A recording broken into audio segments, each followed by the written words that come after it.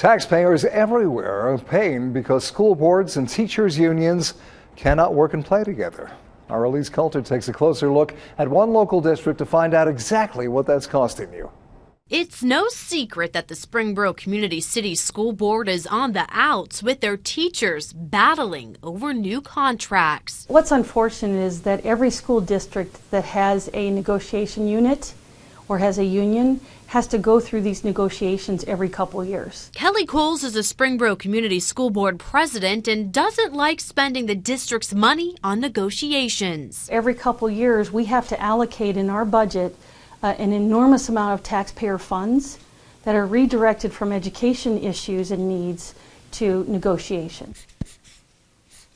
Every highlighted line on this piece of paper is money that's directed towards their attorney. And just for the month of May, that equals $35,000. It is an enormous expense, and it is unfortunate, but that's a part of our budget. That's a terrible use of taxpayer money. Seems like an awful lot of money and a big waste that could certainly be going for better things in our school district. That $35,000 is just a drop in the bucket compared to $250,000 the school board has set aside to spend on these negotiations. We would be irresponsible not to hire legal counsel, and irresponsible to the taxpayers if we didn't allocate a lot of central office time to doing this service. I mean, it's part of education these days. But to say they have no choice is to not be honest with the voters and not be honest with the people of Springboro, and that's truly disappointing. Parents might be even more disappointed to learn it could get a lot worse. So if you're asking me, I think that the budget allocation is much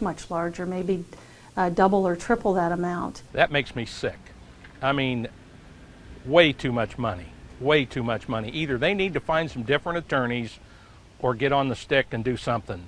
$750,000 for negotiations? It's ridiculous. We asked the Springboro Education Association, which represents the teachers in this dispute.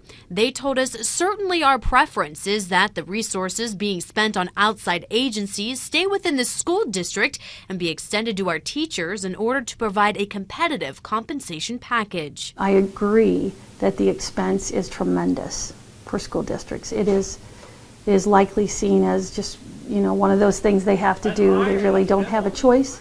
They have to seek the expertise in negotiations. But the board's reasons aren't enough for some parents. It's about choices.